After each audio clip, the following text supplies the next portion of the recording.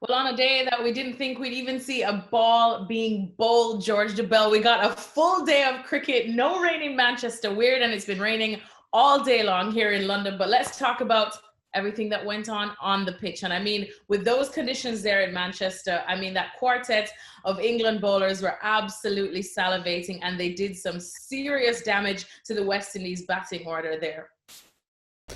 They did. They were relentless.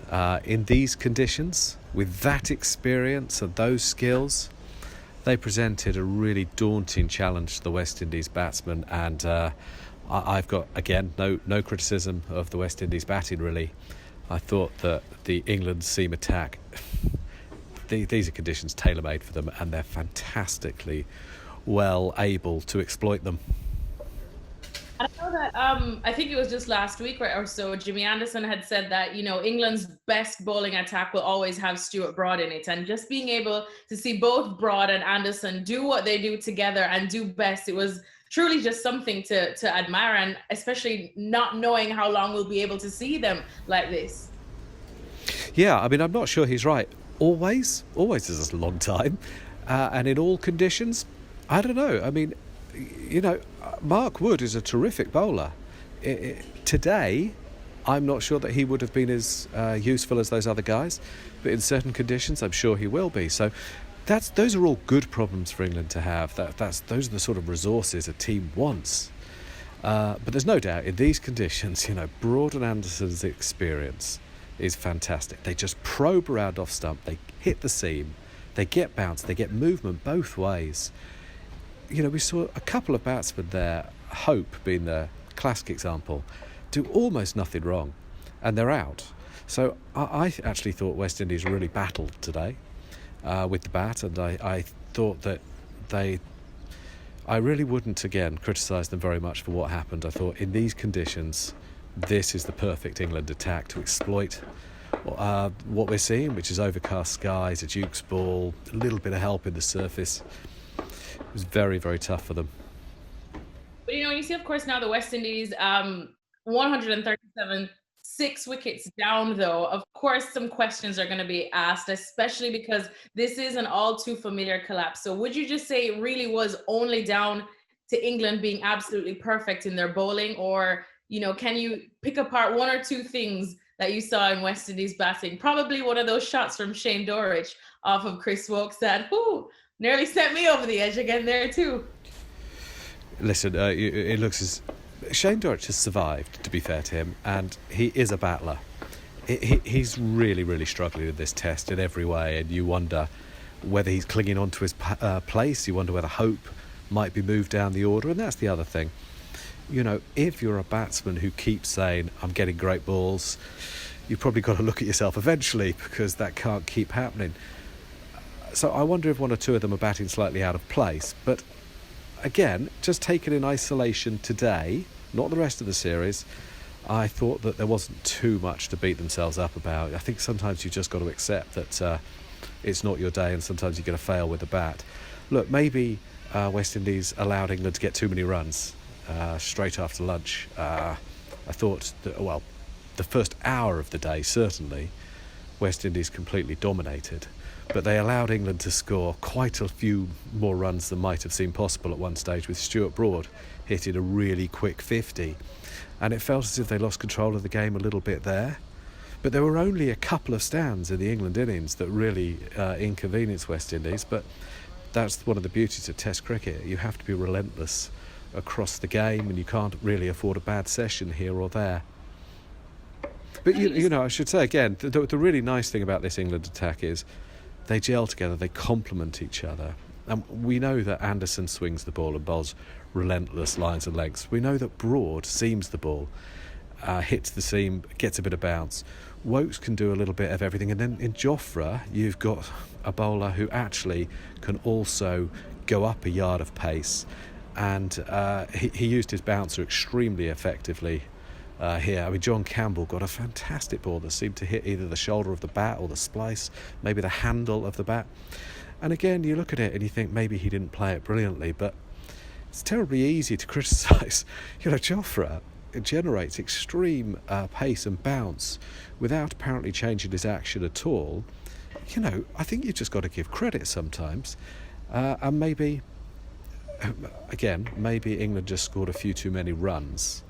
And if all the catches had been taken, if all the fielding had been a bit better, West Indies probably should have taken maybe 80 or 100 runs off that England total.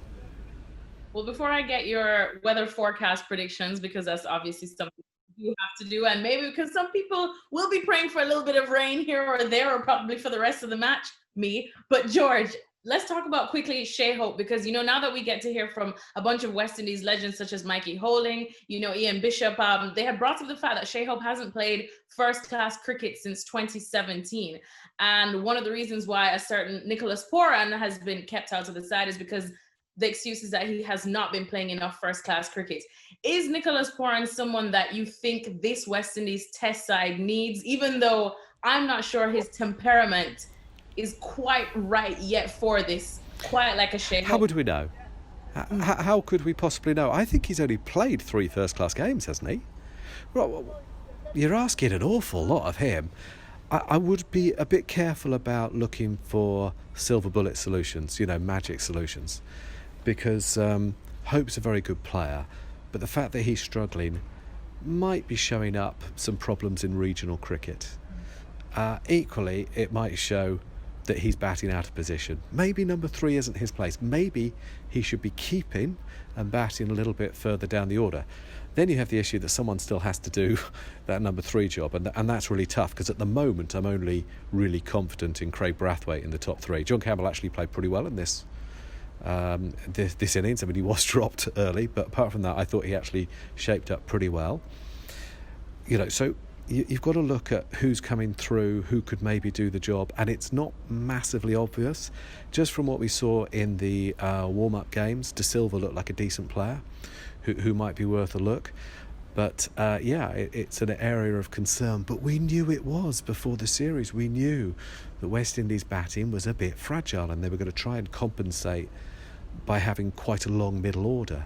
I mean, I think Rakeem Cornwall's coming in at 9 in this innings, isn't he? He's a good batsman to be coming in at 9.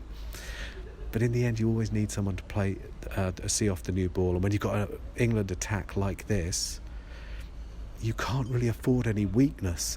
Say again, this England attack, if you went to, say, Perth or Mohali or something, that might not be effective at all, really might not. In these conditions, with a Duke's ball, that is an awesome attack. It was utterly relentless. Very few bad balls. It complemented each other really well. And the other great thing about it was they were able to operate, on the whole, in relatively short spells, so they stayed fresh, and there was always a different question to ask the batsman. I'll say again, credit where it's due. I thought England bowled terrifically well today. And hey, by the way, if you're asking me for a weather forecast, I didn't think we were going to get any play. Honestly, when my roomie said it was time to drive to the ground, I said, really? I didn't really think I was going to have to get dressed today. So if I suggest that there's going to be a plague of locusts tomorrow, I wouldn't be that much more wrong. I obviously don't have a clue, and I'm going to get rid of the weather app, which was I'm paying for it, which was recommended by a member of the England team management, told me how brilliant it was. Almost didn't turn up. We've been very lucky, though. We have been very lucky, because literally it was raining when I left the hotel. It was raining when I arrived at the ground. It's rained in other areas a lot through the day, and we've got almost a full day. It's fantastic.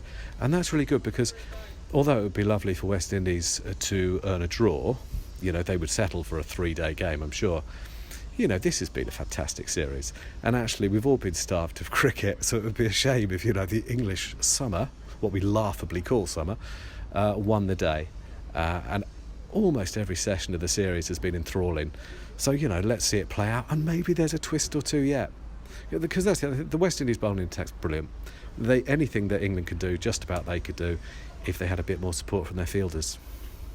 Thanks for watching ESPN on YouTube, and for more sports highlights and analysis, be sure to download the ESPN app, and for premium content plus live streaming, make sure to subscribe to ESPN Player.